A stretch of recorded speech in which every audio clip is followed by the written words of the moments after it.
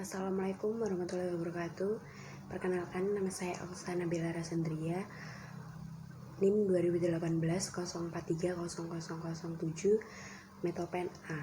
Di sini saya akan menjelaskan tentang hasil penelitian proposal saya yang berjudul Analisis Pengaruh Tukar Rupiah, Inflasi, Penanaman Modal Asing terhadap Jumlah Uang Beredar yang ada di Indonesia.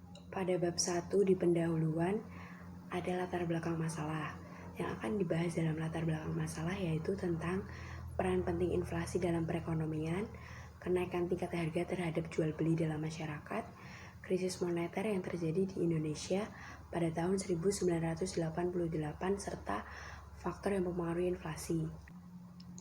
Masih pada bab 1, batasan masalah yang akan saya teliti pada penelitian saya kali ini yaitu tentang judul yang tadi saya angkat tentang pengaruh nilai tukar rupiah, inflasi, penanaman modal asing terhadap pertumbuhan uang beredar di Indonesia pada tahun 1987 sampai 2017. Setelah kita tadi bahas batasan masalah, di sini saya akan membahas tentang rumusan masalah. Yang pertama adalah bagaimanakah pengaruh nilai tukar rupiah terhadap pertumbuhan jumlah uang beredar. Yang kedua, bagaimanakah pengaruh inflasi terhadap pertumbuhan jumlah uang beredar.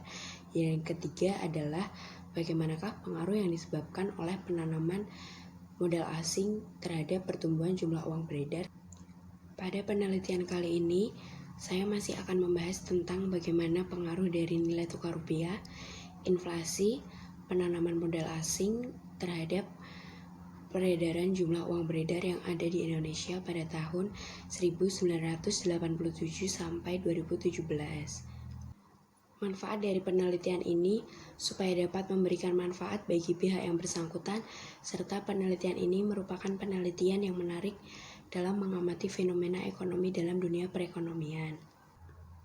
Dalam penelitian kali ini, saya akan memberikan sedikit kandungan ayat yang tersirat pada surat Ar-Rum ayat 39, yang artinya, dan sesuatu riba yang kamu berikan agar dia bertambah pada harta manusia, maka riba itu akan menambah pada sisi Allah, dan apa yang kamu berikan berupa zakat yang kamu maksudkan untuk mencapai keridhaan Allah, maka yang berbuat demikianlah itulah orang-orang yang dapat melipat ganda. Pada bab 2, tinjauan pustaka, yang pertama saya akan membahas tentang pertumbuhan jumlah uang beredar. Di sini ada pengertian dari jumlah uang beredar dan juga teori tentang jumlah uang beredar.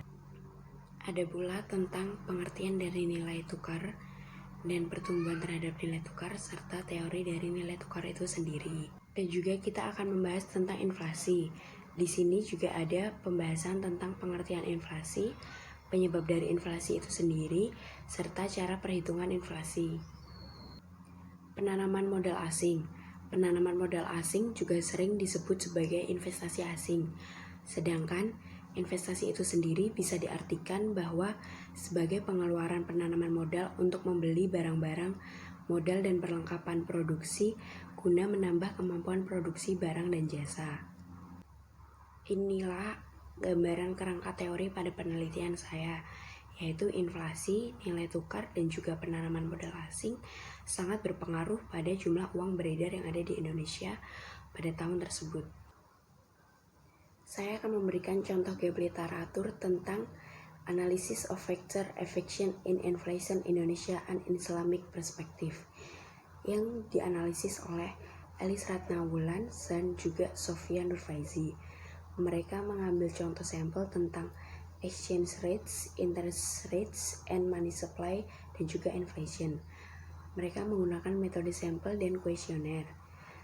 Berdasarkan hasil hipotesis saya akan menunjukkan hasil yaitu yang pertama, nilai tukar rupiah memiliki pengaruh signifikan positif terhadap inflasi. Kedua, penanaman modal asing tidak memiliki pengaruh terhadap inflasi. Dan yang ketiga, pertumbuhan jumlah uang beredar memiliki pengaruh signifikan dan positif terhadap inflasi. Pada metode ketiga kali ini saya akan menjelaskan tentang metode penelitiannya, yaitu jenis penelitian yang saya gunakan adalah penelitian yang dibuat kali ini termasuk ke dalam jenis penelitian deskriptif dengan menggunakan prosedur pemecahan masalah yang akan diselidiki dengan menggambarkan keadaan subjek pada saat sekarang. di mana fakta yang terlihat adanya dengan pendekatan menggunakan metode kuantitatif yang diuji menggunakan uji statistik. Dari penjelasan tentang metode penelitian yang saya ambil tadi, di sini ada 3, yaitu yang pertama populasi, sampel, dan juga metode pengambilan sampel. Dalam penelitian saya kali ini, saya mengambil data dari Badan Pusat Statistik, Badan Dunia, dan juga Badan Indonesia. Dalam penelitian saya kali ini, saya akan menjelaskan metode apa saja yang saya gunakan pada saat ini. Saya menggunakan metode analisis linear berganda, yaitu ada 2. Yang pertama, 1. Uji asumsi klasik dan juga 2. Uji asumsi statistik.